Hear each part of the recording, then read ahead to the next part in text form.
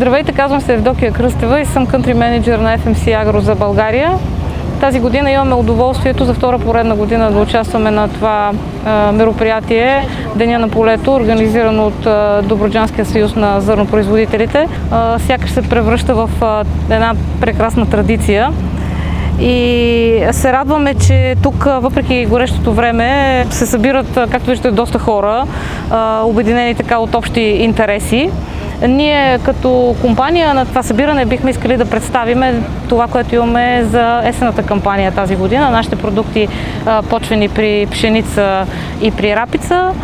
И се надяваме, че тази хубава традиция ще продължи и в бъдеще. И също така искам да изкажа благодарността от името на фирмата за поканата, която отправиха към нас. Предстои есенна кампания. Фирма FMC предлага на пазара вече трета поредна година и то много успешно почвения продукт за житни култури Battle Delta. Battle Delta е хербицид почвен, който е регистриран за почти всички житни култури, зимна пшеница, ечемик, ръж, тритикале в доза 60 мл на декар, с която се борим успешно с смесеното заплевеляване.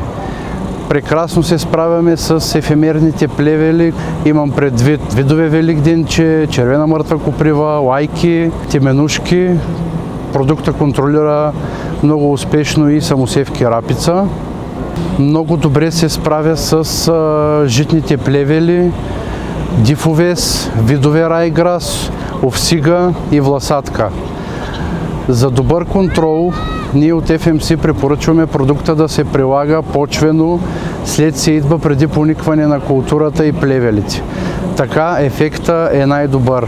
Продуктът е достатъчно селективен, може да се прилага и при поникване на културата до фаза 3-5 лист, но най-добър ефект постигаме при почвено приложение след сеитба преди поникване.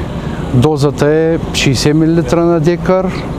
Земеделските стопани, които пробваха продукта, се увериха в неговите качества и всяка година увеличаваме продажбите си. Миналата година, въпреки дългата суха есен, съответно дълго време без валежи, продукта беше приложен. След като заваляха първите валежи, продукта се свърши отлично работата и постигнахме отличен контрол върху смесеното заплевеляване.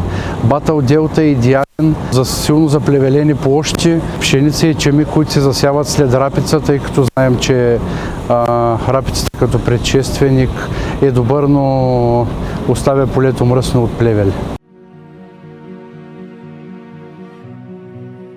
В културата рапица също имаме прекрасно решение за справяне с смесеното заплевеляване.